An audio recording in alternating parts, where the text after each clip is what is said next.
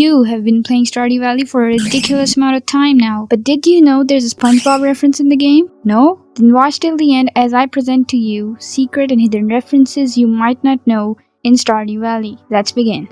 The dirt blocks in this wallpaper look awfully familiar, don't they? This wallpaper is a reference to Minecraft. Also, the background of the wallpaper could be a reference to Terraria. During the Ice Festival, at the end of the fishing competition, Lewis has a dialogue where he says, "Wow, that's a lot of fish." This is a reference to 1998 Godzilla film. That's a lot of fish. Sam has spiky yellow hair, which can be an inspiration from Goku of Dragon Ball Z, precisely Super Saiyan 2. So if you fill a fish pond with 10 crabs and then talk to Willy after doing so, he will gift you a pearl. This is a direct reference to the show SpongeBob SquarePants, where there is a character named Mr. Krabs who has a daughter named Pearl. This is great news, Prairie dear. This is probably the coolest reference in the game. In winter, there is a mysterious door which appears on the farm. It is unreachable, but people have tried interacting with it using mods, but it's just uninteractable as well. Although some people say that it can be a mistake of Sprites, but I personally think that it could be a reference to Narnia.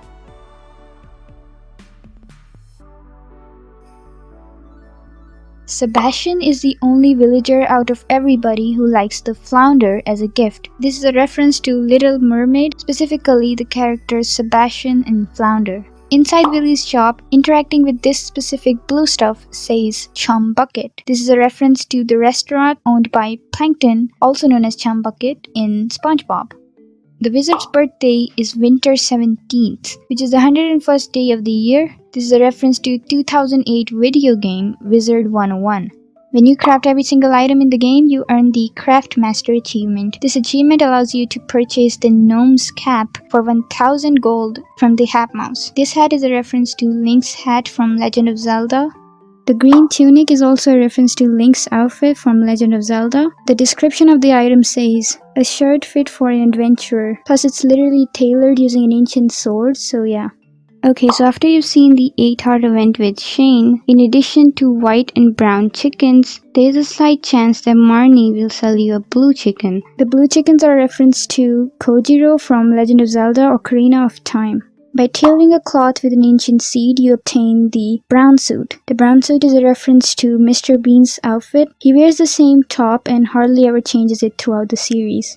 One of the paintings which can be purchased from Lupini during the night market is the Red Eagle. You can purchase this for a low price of 1200 gold. This painting is in the art style of Native American tribe known as Hopi. By using 4 copper ore and a piece of coal, you can craft the cherry bomb. The cherry bomb is a reference to this enemy from Papa Louie 3 and Sunday's attack.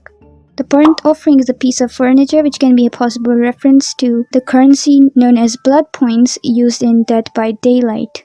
If it is not 27 and it did not rain, there is a very slight chance that on the top right corner of the shipping screen, a full moon will appear. Clicking on this moon for 11 times will cause the man in the moon to reveal himself. This is a reference to a very old film known as The Man in the Moon. When you reach the ice levels of the mine, you start encountering these black balls known as dust sprites. These little guys are a reference to Suit Sprites, also known as Susuwatari, from the Studio Ghibli's animated films Spirited Away and My Neighbor Totoro. The Rarecrow number 1 is a reference to Turnip Head from the Studio Ghibli's 2004 movie Howl's Moving Castle. Rarecrow number 4 looks inspired from Frosty the Snowman due to the red scarf, but I'm not too sure about it because the design of the snowman is pretty general, so yeah. This poster in Abigail's room is a direct reference to Chrono Trigger. The person in the poster is Chrono, who is the protagonist of the game. There are 2 characters in Stardew Valley known as Rhombus and Bobo, which are often mentioned in Stardew Valley. Ever wondered who they are and why are there so many mentions of them? Both of these characters are created by Concerned Ape himself. In 2011, Concerned Ape created a webcomic series known as The Rhombus World. Both of them are added to Stardew in different forms as a reference to CA's webcomic series. This statue in the secret woods known as Old Master Cantoli might be a reference to Obi-Wan Kenobi from Star Wars because both of them have a similar appearance plus their names sound alike. The dwarf can be an inspiration from Javis of Star Wars because when you compare both of them side by side, they look like an exact same person. After you have complete crafting 30 items in the game, you earn the Craft Master achievement. This achievement allows you to purchase the trucker hat from the Hat Mouse for 1000 gold. This hat is a reference to the regular show, specifically the episode Excellent. Also, the description of the item says, mesh in the back to keep your head cool. It was a net hat. Truckers wear them all the time. It's got air holes in the back to keep a cross breeze going and everything. That looks like the hat of a trucker. You can put hats on sea urchins, which might be a reference to a real-life event, where people put hats on sea urchins, saying that the extra weight helps prevent them from washing away during hot waters and storms. I'm not sure if this is true, but to be honest, they look so cute this way. Pierre, yes, this guy, could be inspiration from Rick of Harvest Moon 64. The Lava Lurk is an enemy found in the volcano mines. This enemy might be a reference to Blark from the Mario universe. The sprite of Dinosaur Egg could be inspiration from Yoshi's Egg from the Super Mario franchise. On even-numbered days when it did not rain, you can find pirates in this specific cave of the Ginger Island after 8 PM. Inside the pirate cove, you will see two pirates who are fighting with one another. This pair is a reference to Super Mario Bros. This is Luigi and this is Mario. The Infinity Blade, one of the most endgame weapons as of the 1.5 update, could be a reference to the 2010 video game known as Infinity Blade, which was released for iOS. The chewing stick is an artifact. The description reads, ancient people chewed on these to keep their teeth clean. This is a reference to miswak. This twig is obtained from Salvadora persica tree, also known as the toothbrush tree. The golden mask is an artifact which can be a possible reference to the stone mask from JoJo's Bizarre Adventure. If you type /Rosebird, Concerned Ape will respond saying, nice try. This could be a reference to Sims, where by typing /Rosebird you earn 1000 simoleons. This hut on chicken legs in the Spirit Sieve maze can be a reference to Salvic folklore character known as Baba Yaga. And the paths leading to the hut has some disembodied hands, which can be a reference to the Russian fairy tale known as Vasilisa the Beautiful, which also features Baba Yaga. The Dougie is an enemy found in the mines. It appears in the tillable soil when player walks over. This enemy could be inspiration from the Pokemon known as Diglett. The TV in the Spirit's Eve maze displays a static, but it flickers an image of this green fellow. Now I'm not sure if this is like any reference or something, but the first time I saw this, it reminded me of the zombies from Plants vs. Zombies. So this might not be a reference, it's just my imagination maybe. Talking to Abigail at her snowman during the ice festival results in her asking, what do you think about my Snowgoon? This is a reference to the 1991 series of Calvin and Hope's comic, in which Calvin builds several mutant snowmen. Yikes. The JoJo logo looks very similar to the logo of Watch Mojo, a popular YouTube channel.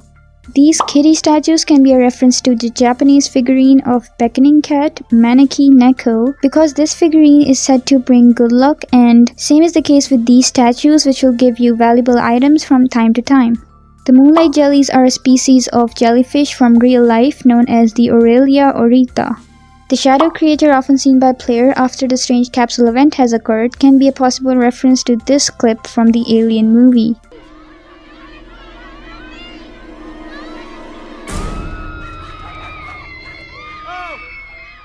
Shane's original jersey is a reference to the jersey of Seattle Sounders FC. The solar essence may be a reference to the solarium ore from Starbound because originally Chucklefish was working with Eric Baroni.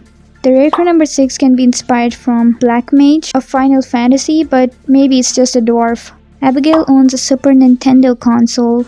Shane's console is a Mega Station. There's a mention of the blues in Stardew Valley. When you interact with the boombox of Clint, it says there's a tape inside, The Essential Blues Volume 2.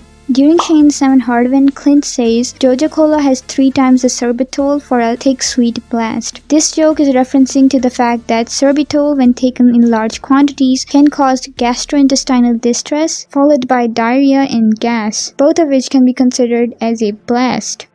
Okay, this is making me uncomfortable, let's move on. The title of the game, Journey of the Prairie King, can most likely be a reference to the River King games, more specifically The Legend of River King, which was released for Game Boy. The Junimo cart is a direct reference to Mario Kart. The mutant carp can be a possible reference to Dopefish from the Commander Keen game series. The weapon known as Femur, which comes into the category of clubs, can be a reference to the weapon used by Cubone from Pokemon. The crystal shoes can be a reference to the Disney character known as Cinderella. The serpent and royal serpent found in the Skull Caverns could be inspiration from Mega Rayquaza of Pokemon. There's a poster in Sebastian's room which is a reference to the protagonist of Harvest Moon Back to Nature, known as Pete. The rusty spoon is an artifact which can be a reference to salad fingers. I like rusty spoons. I like to touch them.